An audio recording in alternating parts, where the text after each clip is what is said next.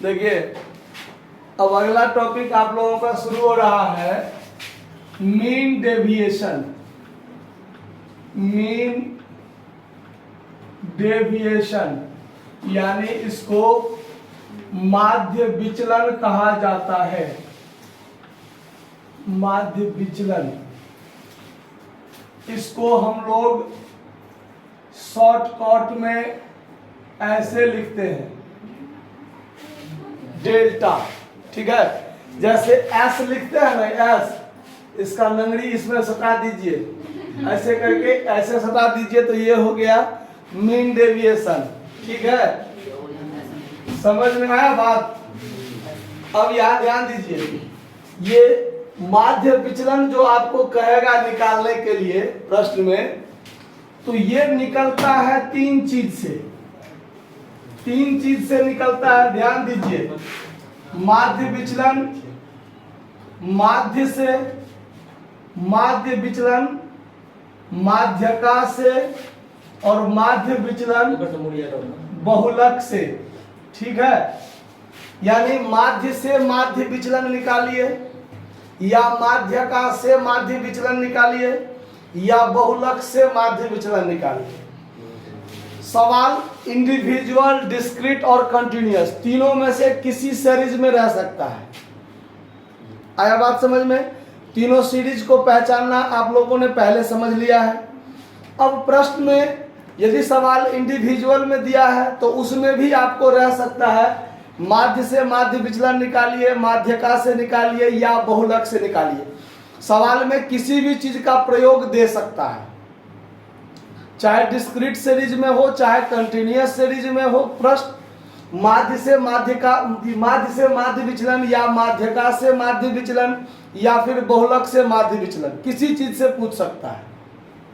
आया बात समझ में? यदि किस चीज से बनाना है माध्य विचलन, माध्य से बनाना है कि माध्यका से या बहुलक से, इस तीनों में से अगर किसी बात का स्पष्ट चर्चा न हो कि किस चीज से बनाना है, तो आप लोगों को माध्यका से बनाना है। क्या बनाना है? माध्यका से माध्य विचलन बनाना है, अगर कोई स्पष्ट सूचना ना हो तब। लेकिन यदि कह दिया है माध्य से माध्य विचलन या बहुलक से माध्य विचलन, तो फिर आपको उस चीज से बनाना है। ठीक है, और एक बात पर ध्यान दीजिए, अगर माध्य से माध्य विचलन कहेगा तो ये सिंबल तो हुआ आपका माध्य विचलन का। अगर माध्य से कहेगा तो यहाँ पर माध्य का चिन्ह दे देंगे। यदि माध्यका से कहेगा तो यहाँ पर माध्यका का सिंबल दे देंगे, और यदि बहुलक से कहेगा तो यहाँ पर बहुलक का सिंबल दे देंगे। आया बात समझ में? अब तीनों में से किस चीज से कहता है बनाने, वो आपको सवाल से पता चलेगा। तो अभी फिलहाल हम आपको कंटिन्यूअस सीरीज का बता रहे हैं। जैसे कंटिन्यूअस सीरीज का होगा, कंटिन्यूअस सीरीज में क्लास इंटरवल और एफ होता है, रहता है। डिस्क्रीट सीरीज में एक्स और एफ रहता है, और इंडिविजुअल सीरीज में सिर्फ एक्स होता है ना। तो आगे का जो काम होगा वो तीनों में सेम प्रोसेस पर होता है। खाली आपको सबसे पहले यह देखना है कि किस चीज से कहता है माध्य विचलन निकालने, माध्य से कि माध्यका से कि बहुलक से। अगर मान लीजिए माध्य से कहता है माध्य विचलन, तो आपका पहला काम होगा कि आपको माध्य ज्ञात करना है।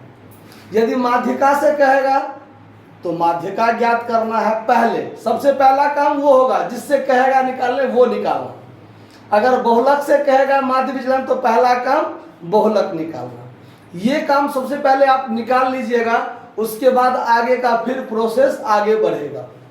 आया बात समझ में? तो अब हम सवाल आपको लिख रहे हैं, ध्यान दीजिए। देखिए, सवाल आपका लिखा गया। ये आपका कंटिन्यूअस सीरीज में सवाल हो गया, जिसमें आपको क्लास इंटरवल दिया हुआ है और एफ आपको दिया हुआ है। सवाल में स्पष्ट चर्चा किए हुआ है कि निम्न आंकड़ों से माध्य विचलन माध्य से निकालें, यानी माध्य से माध्य विचलन निकालना है। तो सबसे पहला काम क्या निकालना होगा? माध्य निकालना होगा। आया बात समझ में?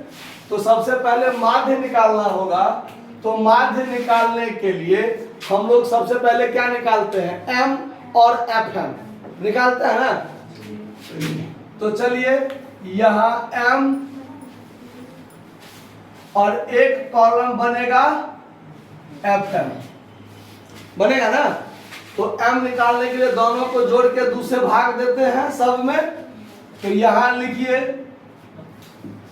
5, 15, 25, 35, 45, 55 और 65, हर एक में दोनों को जोड़ के दूसरे भाग दिए हैं, तब क्या निकला है, एम निकला है। अब अगला काम होगा एफ एम निकालना, मतलब दोनों को गुणा करेंगे तो क्या निकलेगा, एफ एम निकलेगा। तो निकाल दीजिए 6 पंचे 30, 15 पचे 75, 25 8 200, 35 को इससे गुना कीजिए तो 15 पचे 75, 7 15 तिया 45 और 7 52, 7 पंचे 35, 5 3 7 28 3, ये हो जाएगा 330 और ये हो जाएगा 195। कोई दिक्कत। अब ये माध्य निकालने के लिए सिग्मा एफ एम बट्टा सिग्मा एफ ये काम करते हैं। अब ये पूरा को जोड़ना है, तो जोड़ के तैयार हैं आप लोग, नहीं तैयार है तो ये दोनों हो गए आपको 600, 6 2 800, 8 3 1100, 11 3 1400, 1400 1 1500, 1610, 1610, 1635, 1665, 1665 हुआ है 70, 1635 से होगा सर, 1670 हो गया। अच्छा ये 20 था, ठीक 1670 और ये पूरा को जोड़िए कितना होता है, 7 3 10, जोड़िए अभी उतना दिमाग नहीं लगाएंगे, फटाफट जोड़िए 1670 और बट्टा में कितना 50। अब इससे इसमें भाग दीजिए,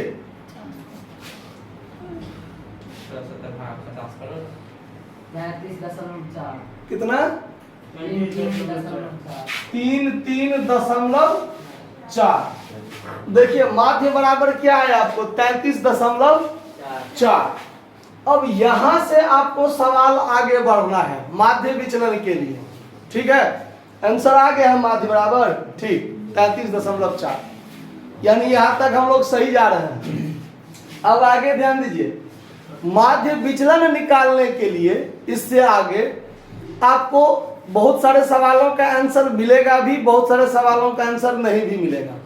उसका कारण क्या है ध्यान दीजिए, हम जो यहां से सवाल बनाएंगे तो माध्य बराबर एक्यूरेट 33.4 लेकर के भी सवाल आगे बढ़ सकते हैं, या फिर माध्य बराबर एक अप्रोक्स वैल्यू लेकर के, जैसे 33.4 है तो हम इसको थोड़ा कम कर, चूंकि 0.5 या 5 से ज्यादा रहता है तो हम इसको 34 मान लेते हैं, लेकिन यहाँ 33.4 है तो दशमलव के बाद 5 से कम है, तो यहाँ पर हम माध्य बराबर अप्रोक्स कितना मान लेंगे 33, यानी हम माध्य बराबर 33 लेकर के सवाल आगे बढ़ेंगे। तो हो सकता है आंसर जो दिया हो वो 0.4 लेकर के दिया हो, हम 0.4 छोड़ के सवाल बना रहे हैं तो आंसर में कुछ डिफरेंस आ सकता है, लेकिन प्रोसेस जो होगा वो सेम होगा। आया बात समझ में। अब चलिए, अब अगला कॉलम जो एक बनेगा उस पर ध्यान दीजिए।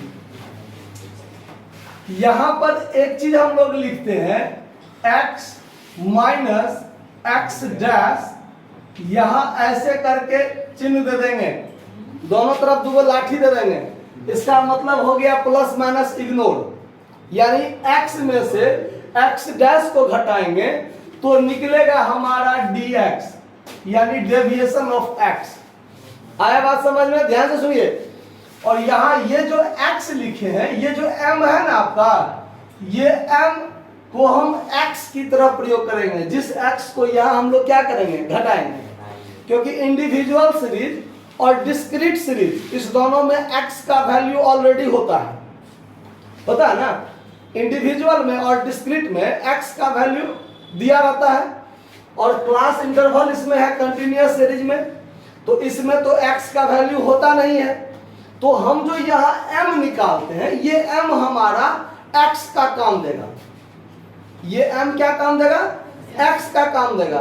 अब आपको मान लीजिए माध्य से बनाना है तो हम यहाँ m निकाले हैं, लेकिन यदि आपको माध्यका से भी निकालना हो, यदि बहुलक से भी निकालना हो, तो ये कॉलम आपको बनाना ही पड़ेगा। ध्यान रखिए, क्योंकि यहाँ हम माध्य का डेविएट कर रहे हैं, विचलित कर रहे हैं, तो x में से माध्य को घटाएंगे, ये x में से माध्य को क्या करेंगे, घटाएंगे। ऐसे यदि हमको माध्यका से कहता निकालना है, तो पहले काम हमारा निकालना होता माध्यका का, तो पहले हम माध्यका निकालते, फिर यहाँ पर काम करते x माइनस m लिखते, क्या लिखते, और यहाँ पर लिखते dm, यानी माध्यका को डेविएट कर रहे हैं। तो ये x में से ही घटता है, और ये x जो है वो हमारा m जो बनेगा इसमें, वो m हमारा x का काम देगा। आ रहा है बात समझ में? चाहे इंडिविजुअल में बनाइए, चाहे डिस्क्रीट में, नहीं क्या कहते हैं, गलती हो गया, माध्य से बनाइए, चाहे माध्यका से बनाइए, चाहे बहुलक से बनाइए, ये चीज तो आपको निकालना ही पड़ेगा। आया बात समझ में? और नहीं तो तीनों से एक एक बता देंगे, कोई दिक्कत नहीं। देखिए अभी किस चीज से बता रहे हैं, माध्य से, तो इसमें तो x हम निकाले ही हैं, यानी m तो हमने निकाला ही है, और ये m x के रूप में काम देगा, और x में से x डैश को घटाएंगे, यानी माध्य को घटाएंगे, तो हमारा क्या निकलेगा, dx निकलेगा। और ये x में से x डैश को घटाने के बाद यहाँ पर हम दोनों तरफ एक मोड का चिन्ह होता है, जिसको हम लोग कहते हैं प्लस माइनस इग्नोर करना। क्या करना, मतलब ये क्या होगा, ध्यान दीजिए, ये जो x है 5, इसमें से हमारा माध्य कितना है, 33 है ना, तो यहाँ लिख लीजिए x बराबर कितना, 33, यानी 5 में से ये 33 को घटाएंगे तो माइनस में 28 होगा ना, लेकिन हम लोग माइनस क्या करेंगे, नहीं देंगे, यानी प्लस माइनस को क्या कर दिए, इग्नोर कर दिए। ठीक है, फिर 15 में से 33 को घटाएंगे तो माइनस में 18 होगा, तो हम लोग माइनस नहीं देंगे, सिर्फ क्या देंगे, 18 देंगे। उसके बाद 25 में से 33 जाएगा तो माइनस में 8 होगा, हम लोग माइनस नहीं दे करके सिर्फ 8 रखेंगे। फिर 35 में से 33 जाएगा तो 2, 45 में से 33 जाएगा तो 12, 55 में से 33 जाएगा 22, और 65 में से 33 जाएगा 32। मतलब ये जो हमारा dx होगा, ये प्लस माइनस इग्नोर करके आएगा। समझ में आ रहा बात, कि किसी को दिक्कत हो रहा है बात को समझने में? पहला काम निकालना माध्य का काम, और फिर x में से माध्य को घटा के dx निकाले। आया बात समझ में? अब अगला काम होगा f dx।